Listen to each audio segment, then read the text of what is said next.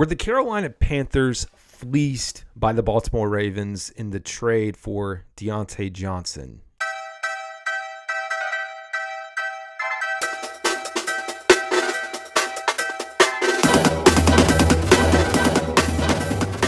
I'm here to say no, they were not fleeced. Now, that's not to say that Baltimore did not win this trade. Now, let's look at how this trade transpired. So you had a Diontae Johnson that was here in Carolina, and I think a lot of people are calling him a cancer. He was not a cancer.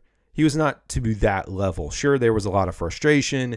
We saw the post-game pressers. We've seen some of the antics on the field. Not a lot. When I talk about antics, I mean maybe getting mad that he's not getting the ball earlier in the year with Bryce Young or stopping on a route every now and then. Nobody's perfect, but I don't think it was to that level that the Panthers just had to kick him up and get him out of here. So I think about that situation, but then I also think about the pick itself as far as what we gave up. Really, you have to start back here with the trade, the original trade with Pittsburgh. So the Steelers are giving the Panthers got a 7th round pick and the wide receiver. The Panthers gave up a 6th round pick and, of course, Diontae Johnson. That was your trade package. So think about that. We got Diontae Johnson in exchange with a pick swap. And remember, the Panthers drafted Michael Barrett with that pick, and he's no longer here. So just part of how this whole thing pans out. But for me, then you look ahead, and a lot of folks, and I was one of them, were like, hey, I'd love to get a 3rd, maybe a 4th round pick. I would have settled on a 3rd and been happy. A 4th rounder. We see the wide receiver market heating up for a lot of teams that are competing for Super Bowl, for the playoffs, whatever it is, going on runs. Kansas City, Houston Texans, Buffalo, would say New York Jets, but that's a different situation. But you see teams needing to get wide receivers. It's probably the most needy position right now outside of an offensive lineman or maybe an edge player. We've seen a few other transactions over this last week or so. But you think about the compensation there.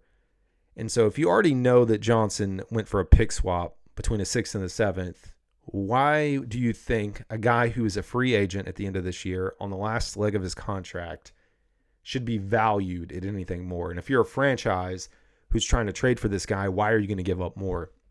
Sure, the market might have been heating up a little bit with Houston possibly going into this conversation now with Diggs being out. You did have that as a possibility. So I don't know if the Panthers sat and listened to every offer. I would hope that they didn't take the first offer that came through them. There had to be more in multiple teams, as people are inquiring at this point. You're a bad team. Do you want to give him up? What are you going to give up for him? So I think about that entire situation.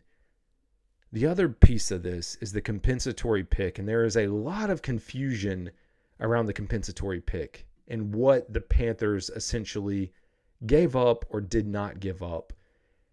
And when we talk about the compensatory pick, it's important to understand.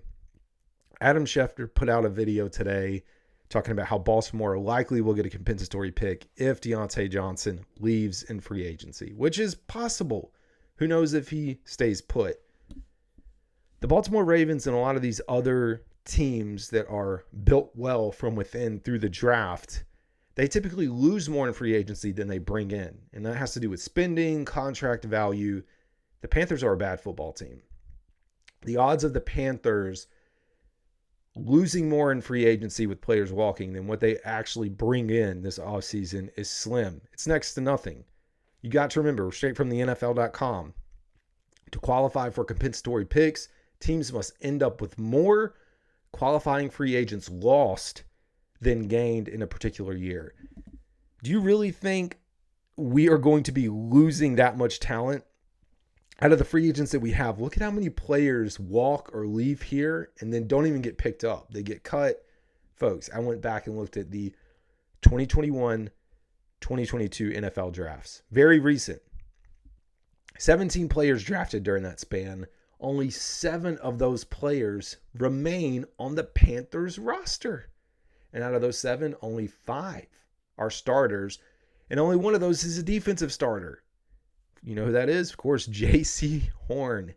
You cannot expect to become successful or be successful in the NFL when you don't hit on picks. And so for people to get upset that we are not somehow managing to get a compensatory pick, which likely would have not even happened. Like, there is no way you can convince me the Panthers were getting a compensatory pick for him. It's not one person leaves and you get it. It is the total summation of what you lose versus what you gain and the value of that. And this would also be in 2026 because you do this based off of the previous offseason. So we are now looking ahead to the 2025 draft. Panthers are not projected to get any compensatory picks because guess what? They lost guys. They spent a ton of money in free agency to bring people in. That's the equation. So we would have been talking about a 2026 compensatory pick because that would be through this upcoming offseason in 2025. So that's how far out this is. So it's frustrating. Now, total evaluation of this is not anything. I mean, Baltimore's a good team, a good franchise, a good organization. They made a smart decision. From their perspective, if you had a winner or a loser, I mean, yeah, this is a total win for them. They get a player who can help go on a playoff run, a very viable wide receiver. Maybe he sticks around, maybe he doesn't. He can elevate your team, and you do get the compensatory pick because you are a good franchise that knows what you are doing. And so therefore, you know how to draft well, you know how to develop. And so you're not having a lot of guys having to bring in a ton of free agents and spend a ton of money because you've already got it. You got them on your roster. So that's my take.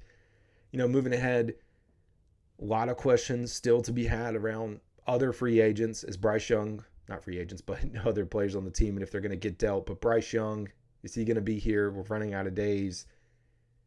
J.C. Horn and Chuba Hubbard seem to be safe. Some people want to know about Jonathan Mingo, about Miles Sanders. I just don't know if there's an appetite to spend and or get those guys. They're not as coveted.